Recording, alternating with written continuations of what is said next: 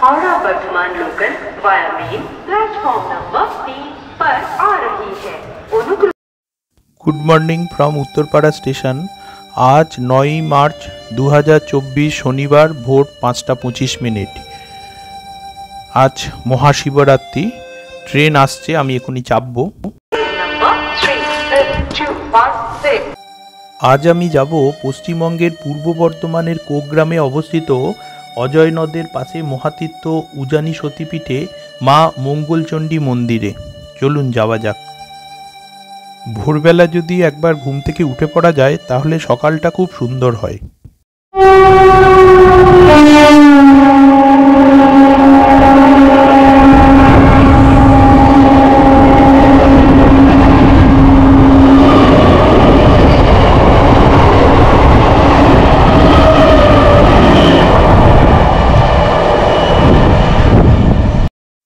এটা 5:18 বর্ধমান লোকাল, একটু লেট করে এসেছে 5:28। আমি এটা ধরে যাব 28টি স্টেশন পেরিয়ে বর্ধমান। লাগবে 2 ঘন্টা, ভাড়া 30 টাকা। তারপর বর্ধমান স্টেশনে প্রাতরাশ সেরে একটা টোটো নিয়ে যাব 5 কিলোমিটার দূরে নবাবহাট বাস স্ট্যান্ড, যেখান থেকে বহরমপুরগামী বাস ধরে যাব নতুনহাট বাস স্টপে। 36 কিলোমিটার রাস্তা, 1 ঘন্টা 15 মিনিট লাগবে আর 30 টাকা ভাড়া। বিকল্প পথ হিসাবে কাটোয়া থেকে 30 কিলোমিটার ও গুসকরা থেকে 20 কিলোমিটার বাসে করেও আসা যায় কোগ্রাম বাস স্টপে।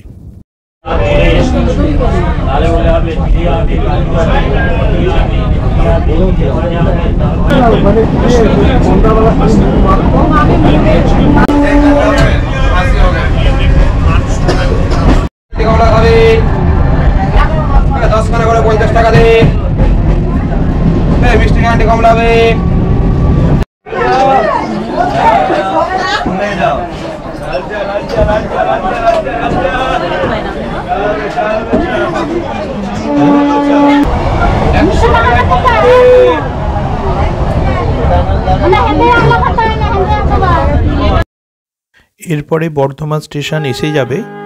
2 ঘন্টা সময়টা এভাবেই কাটলো। আমি এখন বর্ধমান স্টেশনের 3 নম্বর প্ল্যাটফর্মেই দাঁড়িয়ে আছি। এইমাত্র নামলাম ওই ট্রেনটা থেকে। এবার বাঁ দিকে ওই চলমান সিঁড়িটায় উঠবো। খুবই ভিড় আছে। এই যে সীতাভোগ মিহিদানা বিক্রি করছে, কিন্তু এগুলো খুব একটা ভালো নয়। স্টেশন থেকে বেরিয়ে ভালো ভালো দোকান আছে। খুবই ভিড় আছে, ওই জন্য একটু ওয়েট করছি চলমান সিঁড়ির জন্য। চলমান সিঁড়িতে উঠতে গিয়ে দেখলাম চলমান সিঁড়ি খারাপ আছে, তাই মানুষকে হেঁটেই উঠতে হবে। ওই যে মালগাড়ি যাচ্ছে ওই দিকে প্ল্যাটফর্মটা 1 নম্বর প্ল্যাটফর্ম। সোজা গিয়ে ডান দিকে বেঁকে 1 নম্বর প্ল্যাটফর্মের দিকে আমাদের বেরোতে হবে। চলুন যাওয়া যাক।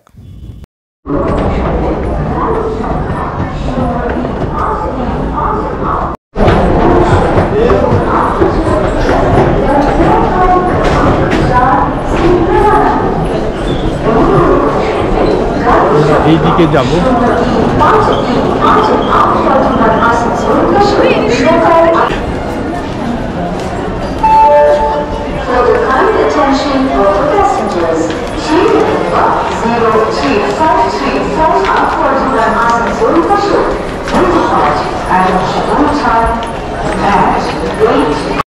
নম্বরই দাঁড়িয়ে আছি এক্সিটের কাছে। এরপর বেরিয়ে যাব এখান থেকে। এই যে এখানে 1 নম্বর, এর উল্টো দিকের গেটটা দিয়ে এক্সিট লেখা আছে, এটা দিয়ে বাইরে বেরিয়ে যাচ্ছি।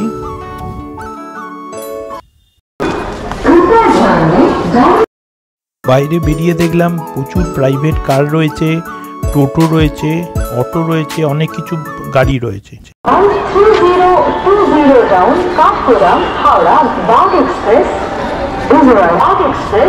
प्लेटफॉर्म क्रमांक 5 पर आ रही है। অনুগ্রহ করে শুনবেন গাড়ির সংখ্যা 13020 town Kathgodam Howrah Bagh express 5 number প্ল্যাটফর্মে আসছে।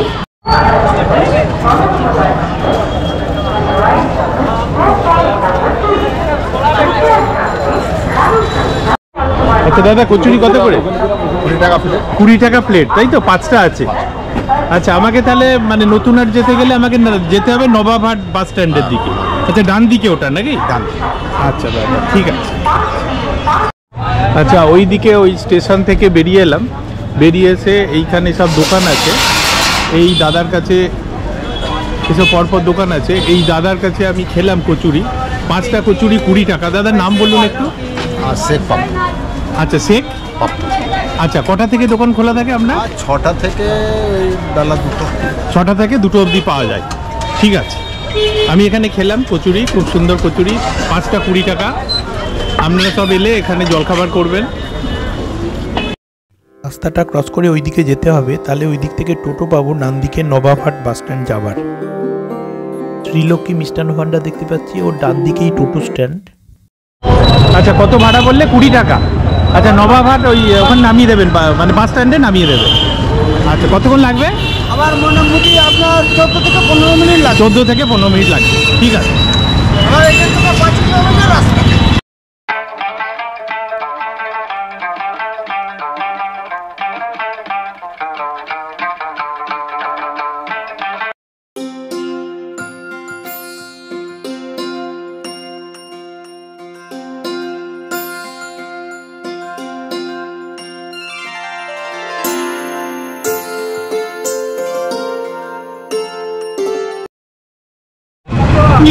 এইখান থেকে ঢুকে গেল।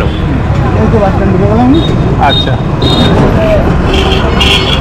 এইখানে আবার টোটো স্ট্যান্ড আছে। এইগুলো আমার স্টেশন জায়গায় যাবে। আচ্ছা, এই বাসটাই উঠবো।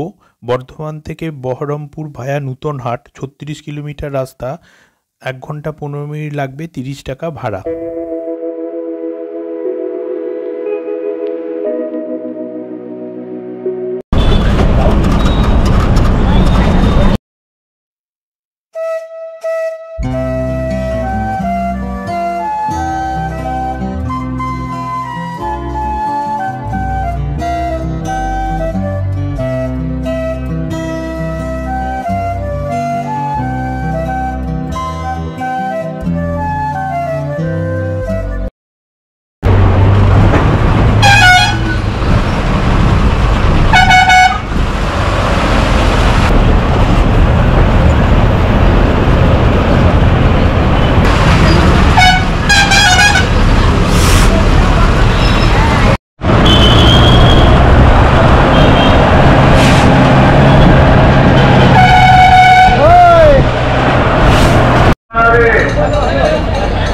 এই বাসটা হলো বর্ধমান বহরমপুর বাস, নতুনহাট নতুনগ্রাম।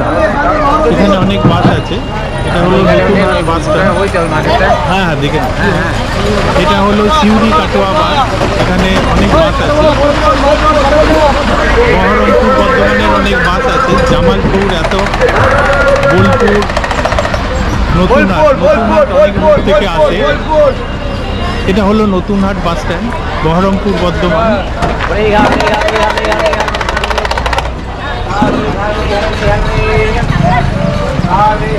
ফুটে থাকো ডাকবাংলা খুলে কানে বহরমপুর।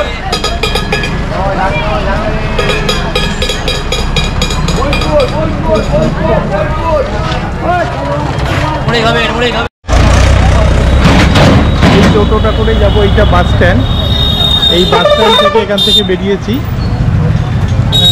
এখান থেকে দাদা কতক্ষণ লাগবে যেতে? মিনিট 15 লাগবে। মিনিট 15 লাগবে। কত পড়বে আমার ওইখানটায়, ওই প্রোগ্রামে, ওই মায়ের মন্দির? 30 টাকা পড়বে।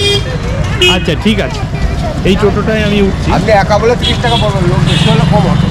আচ্ছা, এমনিতে কত করে? যদি লোক থাকতো 10 টাকা লোক করে, থাকলে 15 টাকা। 15 টাকা করে। আচ্ছা, ঠিক আছে। আচ্ছা,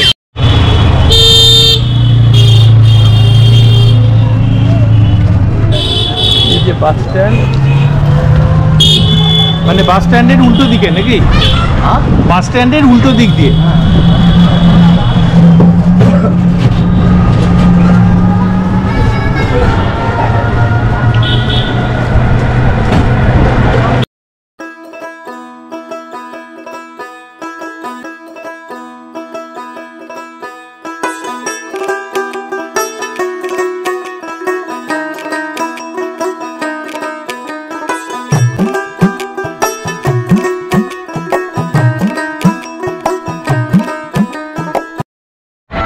এইটা হলো বাস রাস্তা। এটা দিয়ে এসে আমি ওই দিক থেকে এলাম, আর এইটা হলো গেটটা। ভেতরে যাবার গেট। আর আমি এই দাদার সাথে এসেছি ওই নতুনহাট বাস স্টপের ওখান থেকেই এসেছি।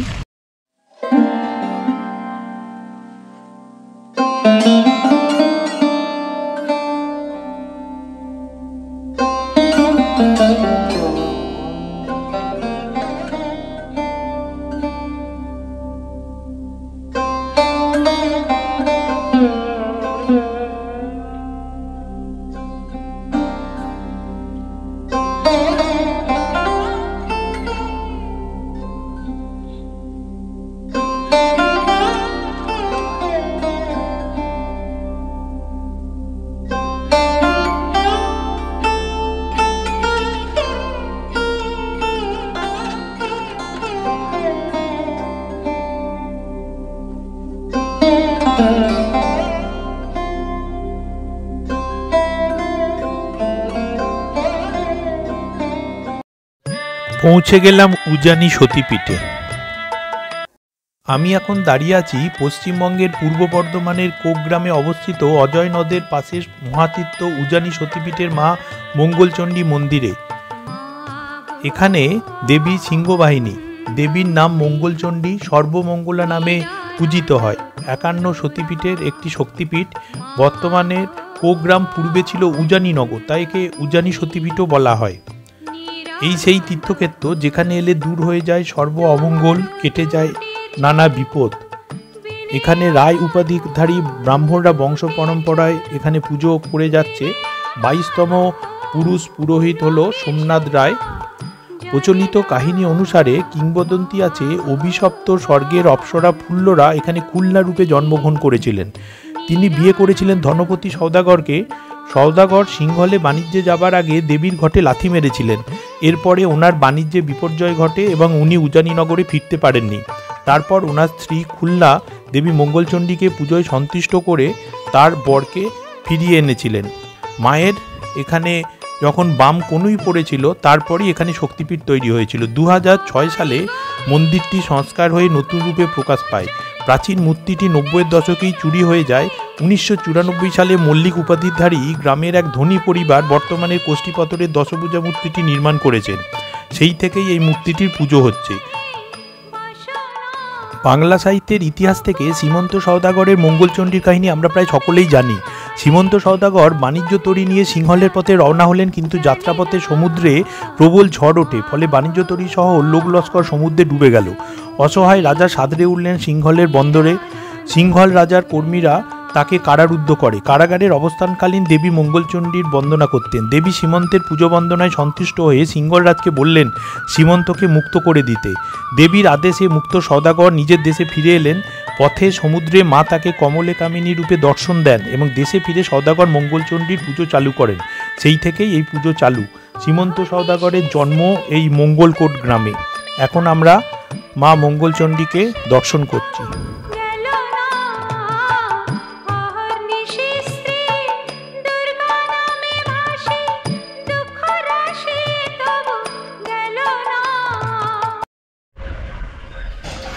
আচ্ছা, মন্দিরের পাশেই এইখানে এই রকম রুম রয়েছে। ওই সোজা ভোগের ঘর,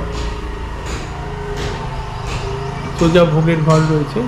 আর এখানে পুরুষ মশাইরা থাকেন। 22তম পুরুষ সোমনাথ রায়।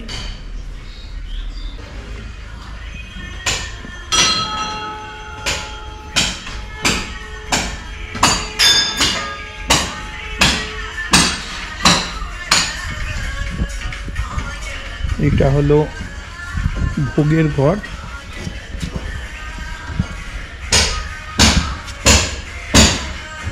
কাজ চলছে।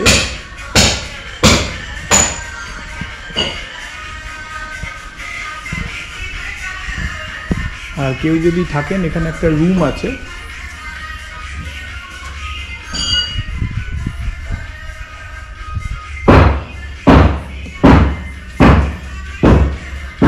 ওই গদি আছে তোষক।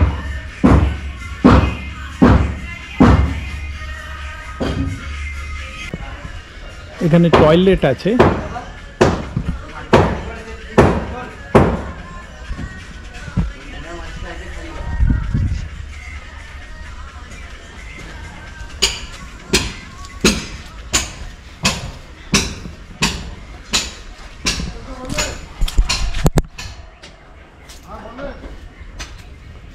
এখানে একটা বাগান আছে খুব সুন্দর।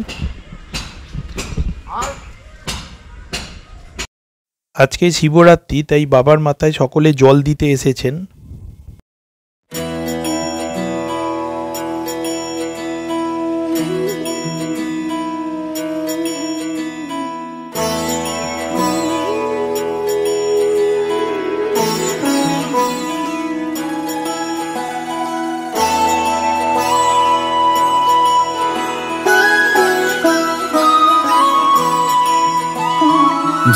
जय हो शंकरा।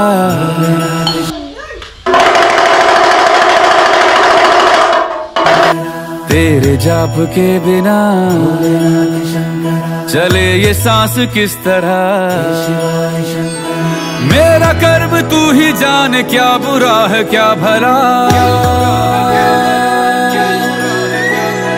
तेरे रास्ते पे मैं तो आंख मूंद के चला। तेरे नाम की जोत ने सारा हर लिया तमस मेरा। नमो नमो जी शंकरा, भोलेनाथ शंकरा, जय त्रिलोकनाथ शंभु हे शिवाय शंकरा। नमो नमो जी शंकरा। ये बच्चे टाइम तो खूब ভালো হয়েছে তোমরা। হ্যাঁ টাইম তো ভালো হয়েছে।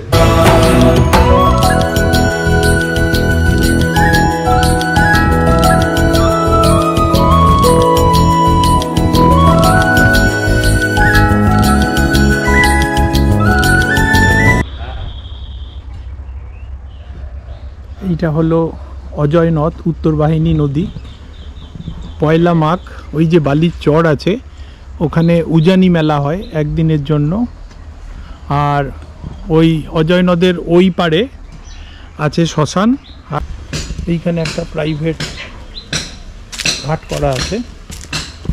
ওই অজয় নদ যখন বর্ষাকালে ভরে যায় তখন ওই জল এই পর্যন্ত চলে আসে, ওই জন্য এখানে সিঁড়ি রয়েছে, একটা প্রাইভেট ঘাটও রয়েছে। আচ্ছা, এই দিক থেকে যে নদীটা আসছে উত্তরবাহিনী, এটা অজয় নদ। আর ওই দিক থেকে একটা নদী আসছে কুনুর, দুটোর সঙ্গম হয়েছে ওইখানটায়। বর্ষাকালে ভালো বোঝা যাবে, যেহেতু জল নেই সেহেতু বোঝা যাচ্ছে না। এই দিক থেকে এসছে অজয় নদ আর এই দিক থেকে এসছে কুনুর, দুটোর সঙ্গম স্থল। ওইদিকে একটা ব্রিজ আছে। ওম ততো বিষ্ণু পরমানন্দং সদাপসং ত্রিসুরায়ং দিবং নাম সিন্ধু কামে জলস্মিন সন্নিধিং কুরুম। ওম পুষ্পে পুষ্পে মহাপুষ্পে পুষ্প সম্ভবে পুষ্পং চয়াবর্গৃণাচং হং বরসুহাগ। ওম নমঃ মা মঙ্গল চণ্ডিকায় নমঃ। ওম নমঃ ভগবতী জয় দুর্গায়। ওম নমঃ চামুণ্ডায় নমঃ। ওম নমঃ ব্রহ্মা বিষ্ণু মহেশ শ্রী নারায়ণ বিষ্ণবে।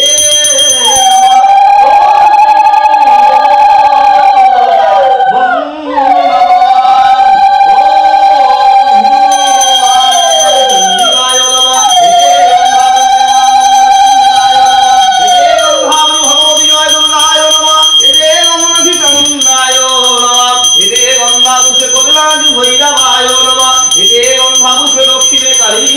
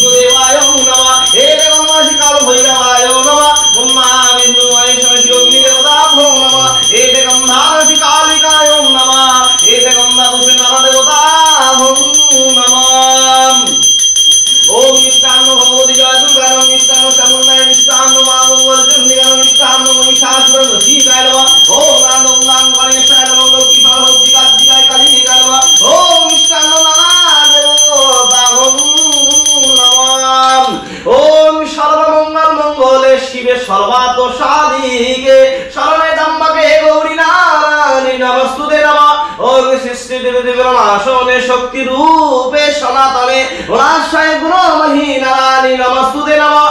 ওম জয় তং দেবী চামুণ্ডয়া জয় সতী মহাকালী ভদ্রকালী কবরিণী দুর্গাং সমারাদ্রে স্বসাদাং নমস্তুতে নমঃ নমঃ। ওম নমঃ শ্রী মা মঙ্গল চণ্ডিকায় নমঃ।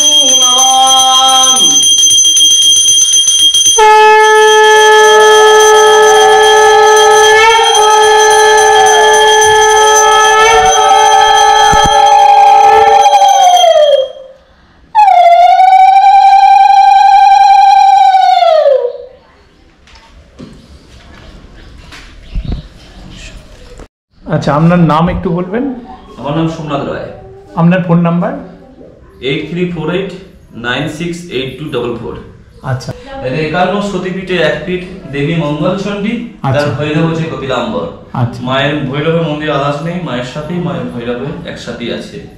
দেবী এখানে নাম কিন্তু মঙ্গলচণ্ডী, কিন্তু মায়ের রূপ হচ্ছে দুর্গা, দশভূজা। এখানে প্রতিদিনে মায়ের নিত্য সেবার সাথে অন্নভোগ হয়ে থাকে। দুর্গা পুজোতে মায়ের বাৎসরিক অনুষ্ঠান 4 দিন ধরেই হয়। মায়ের 3 দিন ধরে বলি হয়, সপ্তমী, অষ্টমী, নবমীতে, দশমীতে ঘট বিসর্জন হয়ে মাকে আবার প্রতিষ্ঠিত করে রাখা আছে ঘর। কালী পুজোতে বিশেষ করে একদিনের উৎসব হয়, লবান্ন উৎসব হয়। পয়লা মাঘ মায়ের উজানি মেলা হয়। মায়ের মন্দিরে পেছুতে অজয় নদী আছে, অজয় নদীর মধ্যে যে বালি আছে, বালির মধ্যে একদিনের জন্য মায়ের উজানি মেলা হয়। তারপরে গোটা বৈশাখ মাসে একদিনের জন্য মায়ের বাৎসরিক অনুষ্ঠান হয়। বৈশাখ মাসের শেষ মঙ্গলবার, ওটা নির্দিষ্ট কোনো দিন নেই, মঙ্গলবারটা যবে পড়বে সেদিন মায়ের একদিনে বিশেষ করে উৎসব হয়।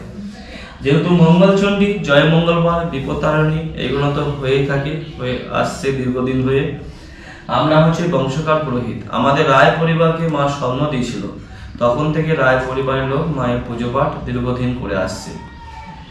আজকে আমি 22 পুরোহিত নম্বরে দাঁড়িয়ে আছি। বাবা, ঠাকুর দাদা সব গ্র্যান্ডফাদার মায়ের সেবা করে সব বন্ধ হয়েছে। এটা যে রায় পরিবারের স্বর্ণদিষ্ট মা। এই যে জঙ্গলটা, অজয় নদী পাড়ে যে জঙ্গল ছিল, জঙ্গল কেটে যে মন্দির হয়েছে, সেই জঙ্গলটা রায় পরিবারের জঙ্গল। এই জঙ্গলের মধ্যে দেবীর অংশটা পড়েছিল।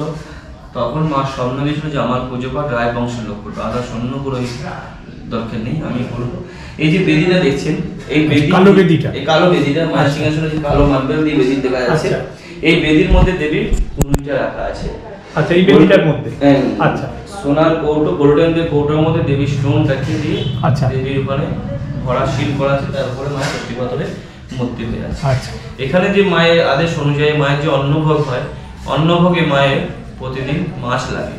মাছ ছাড়া দেবীর অন্নভোগ হয় না। দুর্গা পুজোতে অষ্টমী দিনে একদিন বছরে মাকে মাছ দিয়ে নিবেদন করা হয় না, সেটা মায়ের আদেশ অনুযায়ী একদিন মা নিরামিষ খায়। আর সারাটা দিন সারা বছরটাই মায়ের মাছের ভোগ হয়। আদার্স যে মন্দির দেখছেন, সব ভক্তদের সাহায্যতে আমি মন্দির বাড়িয়েছি, কেন এটা আমাদের নিজস্ব রায় পরিবারে হয়ে এসছে। আমার যতটুকু সামর্থ্য আমি করেছি, ভক্তদের নিয়ে আমি করেছি। এখানে কোনো রকম মানে ট্রাস্টি বোর্ড নেই? না, ট্রাস্টি বোর্ড নেই। এই জন্যই আমাদের রায় পরিবারের জিনিস তো আমরা ট্রাস্টি কেন করতে যাব? এটা আমাদের নিজস্ব বংশগত হয়ে এসছে, মা স্বপ্ন দিয়ে এসছে। আজকে জিনিসটা এরকম ছিল না, এটা করতে হয়েছে। এখন তো অনেকজন বলবে যে ঢুকবো, কিন্তু সেটা তো নিয়ম নয়। আমাদের বংশগত এসছে মা, কারণ তখনই যেতে পারতো মা সবাইকে নিয়ে। মানে আরো সবাইকে ডোনেশনের ব্যাপারে বাইরে থেকে এগিয়ে আসতে হবে, এটা হচ্ছে ব্যাপার। এটা মায়ের মন্দির পেছনে অজয় নদী, অজয় নদী যেন ভাঙন না ধরে, তার জন্য মায়ের ওখানে গার্ডওয়াল করুক, ভক্তরা সরকার করুক, কোনো অসুবিধা নেই। কিন্তু মন্দির রায় পরিবার আছে, রায় পরিবার থাকাটাই ভালো, কারণ যেহেতু মা স্বপ্ন দিয়ে এসছে, এটা তো কোনো ব্যাপার নয়। আমি দেখেছি যে এখানে আসতে অনেকেই ইচ্ছুক, কিন্তু রুটটা ঠিক মতো জানে না। ইউটিউবে লোককে মানে বিভ্রান্ত করা হয়। দেখুন কত সুন্দর। আমি জানি না রোড কি আছে, কিন্তু উজানিতে আসার জন্য পারফেক্ট রোড আছে। আপনি উজানি এমন একটা লোকেশন আছে, আপনি বর্ধমান থেকে নতুন আর আসবেন 40 কিলোমিটার নয় 35 কিলোমিটার দূরে, আপনি টোটো করে মায়ের মন্দির 1 কিলোমিটার আসতে পারবেন। ঘুষকাড়া থেকে আসা যাবে, বোলপুর থেকে আসা যাবে, কাটোয়া থেকে, সব দিক দিয়ে আসা যাবে। প্রথম যে আসবে তার একটু কনফিউশন হবে, কেন সে জানে না বলে। কিন্তু লোকেশন করে দিতে আসে না। আমি তো আজকে দেখে নিলাম লোকেশনটা, আমি খুব সুন্দর করে বুঝিয়ে দেব, যাতে না আসতে কোনো অসুবিধা হয়। না, অসুবিধা হবে না, এইটাই মায়ের জায়গা তো। হ্যাঁ, কষ্ট হবে, মা তো একবারই দেখা দিতে পারবে না। আমি তো দেখুন অত দূর থেকে এসেছি, আমি এখানে চলে এসেছি 9:45টার মধ্যে। ঠিক প্ল্যানিং করলে ঠিক চলে আসা যায়। যে ভক্ত সে মা যেখানেই থাকুক খুশি পাওয়া করবে। আর একদিন আগে যদি ভোগ টোকের ব্যাপার থাকে, আমরা সঙ্গে যোগাযোগ করে দিলে ভালো। ভোগ তো প্রতিদিনই মায়ের হয়। এখানে ভোগ খেতে গেলে সকাল 10টার আগে এসে মন্দিরে আসলে সে গোপন কালেই ভোগ পাওয়া যাবে। আচ্ছা। আর নাহলে ফোন নম্বরে বুকিং করলে তাকে রাত 8টা যেদিন আসবে তার আগের দিন রাত 8টার পরে বুকিং করলে সে ভোগ পাবে। সে যদি 12টার পরও আসে তার জন্য ভোগ রাখা হবে, যেহেতু তার বুকিং আছে বলে। আচ্ছা। আর এমনি থাকা কেউ যদি কোনো কারণে থাকতে চায়, বিশেষ কিছু এখন নেই, একটা রুম দেখলাম, একটা রুম আছে আপাতত, আর এমনি হচ্ছে। তো ওই যে রুমটা আছে কেউ যদি থাকতে চায় কত টাকা ওটা? এখন 600 টাকা না হয় ভক্তদের জন্য। ঠিক আছে। হ্যাঁ, মানে কেউ যদি ইচ্ছুক থাকে ওই রুমে থাকতে পারবে, ওই রুমে থাকতে পারবে, একটা রাত সে কাটাতে পারবে। আপনার সঙ্গে তার মানে আগের দিন যখন ফোনে যোগাযোগ করবে ভোগ প্রসাদের ব্যাপার আর থাকার ব্যাপার যদি থাকে বলে দিতে পারবে। হ্যাঁ, আচ্ছা। তো এইটা আছে। আর ওইখানে একটা মানে বুদ্ধ মূর্তি ছিল, ওই বৌদ্ধ ওই সাইডে, ইনি হচ্ছে মায়ের ভৈরব, ইনি হচ্ছে বুদ্ধ মূর্তি। আচ্ছা আচ্ছা। এই বুদ্ধ মূর্তি যে কেন আসছে সেটা আমার বলা সম্ভব নয়। কেন সতীপীঠের ব্যাপার কখন এসেছে, কিভাবে বাঘ এসেছে, সেটা বাঘেকার লোকরা জানবে। মন্দিরে আছে তখন থেকেই দেখছি। আমার বাবারা দেখে গেছে, বাবা 80 বছর 90 বছর বাঁচিয়েছে, ওরা জন্ম থেকে দেখে গেছে আছে। এগুলো অনেক যুগের ব্যাপার। তখন থেকে মন্দিরে আছে, মন্দিরেই থাকলো বুদ্ধ মূর্তি। মায়ের সাথে ভৈরবের সাথে বুদ্ধরও সেবা হয়। বুদ্ধ পূর্ণিমা দিনে বুদ্ধকে নানা রকম সাজিয়ে গুজিয়ে পরমান্ন ভোগ দিয়ে দিতে হয়, সেটা আমরা নীতিমতনই করি মায়ের কাছে আছে যখন। একদম। হ্যাঁ।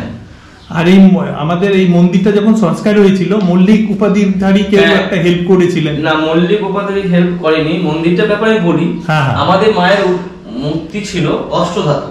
আচ্ছা, ঠিক আছে। আচ্ছা। মায়ের অষ্টধাতু মূর্তি ছিল, সেটা 1994 সালে চুরি হয়ে গিয়েছিল। 1994 সালে মায়ের মূর্তি চুরি হয়ে গিয়েছিল। আচ্ছা। সেটা চুরি হয়ে যাওয়ার পরে মায়ের মূর্তিটা 1 মাসের জন্য ছবিতে পুজো হচ্ছিল। আচ্ছা। আমাদের মল্লিক মশাই নাতি, যিনি হাইকোর্টের জজ ছিল, সুধীন্দ্রনাথ মল্লিক, উনি পরে এটা প্রতিষ্ঠিত করে। আচ্ছা, কোষ্টি পাথরে। কোষ্টি পাথরে। আচ্ছা।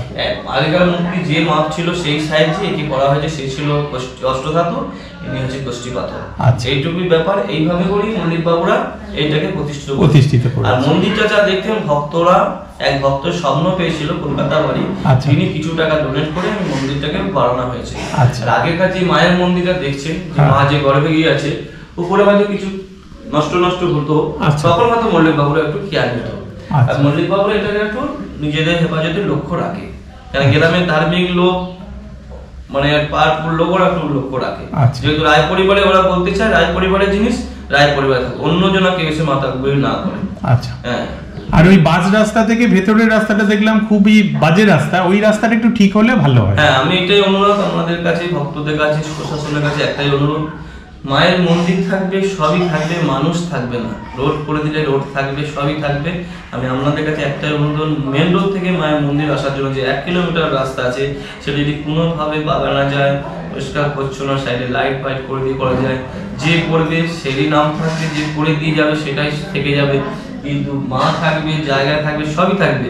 যে আছে সে হয়তো চিরস্থায়ী থাকতে পারবে না, তাই না? যেটা করে দিয়ে যাবে সেটাই আমি ভক্তদের কাছে অনুরোধ করছি, প্রশাসনকে অনুরোধ করছি যেন এইটার কেয়ার নেবে। এইটার ব্যাপারে কি জানো, মন্দির সুন্দর আছে, মন্দির আরো সুন্দর করবো, মন্দির জন্য চিন্তা করতে হবে না। চিন্তা একটাই হচ্ছে রোডটা যদি কোনোভাবে করেন, কোনো জায়গায় লোকেশন দিন, যে ও জায়গায় সতীপীঠ আসার জন্য কোনো প্রবলেম না হয়, সেটার মধ্যে একটা আর কিছু না।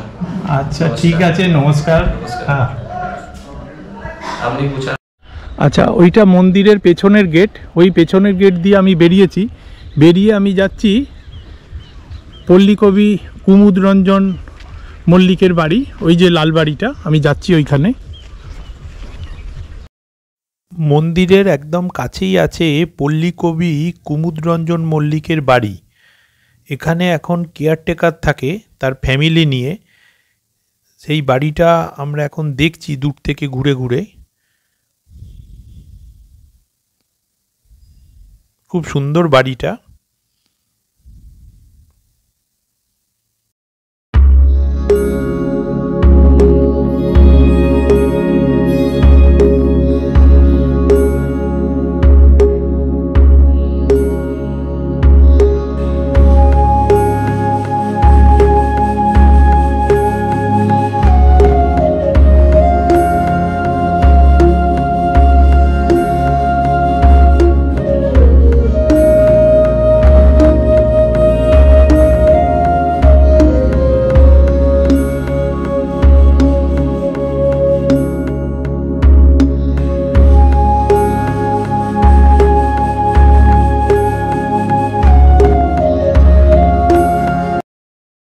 একদম পাশেই রয়েছে মধ্যযুগীয় বৈষ্ণব পদকর্তা শ্রী লোচন দাসের বাড়ি ও সমাধিস্থল।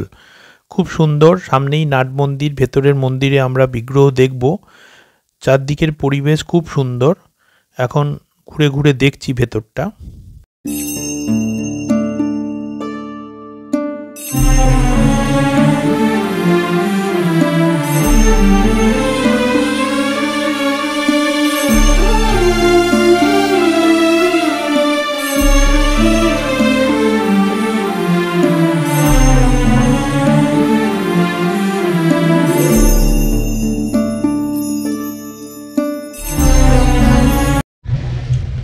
আচ্ছা, এটা হলো ভাত, ডাল, আলু পোস্ত, বেগুন ভাজা, আলুর দম, মাছের টক, এটা পায়েস। রান্নাগুলো খুবই সুস্বাদু এবং সকাল 12টাতেই ভোগ প্রসাদ দেওয়া হয়। আপনারা সকলে আসুন মায়ের এই পীঠস্থানে। এখানকার পরিবেশ খুব শান্ত আর নিরিবিলি। মা মঙ্গলচণ্ডী সর্বমঙ্গলা রূপে সকল ভক্তদের বিপদের হাত থেকে রক্ষা করেন। আমি এখানেই শেষ করলাম উজানি সতীপীঠের এই ভিডিওটি। সকলে ভালো থাকবেন, সুস্থ থাকুন, দেখতে থাকুন আমার পরবর্তী ব্লগ।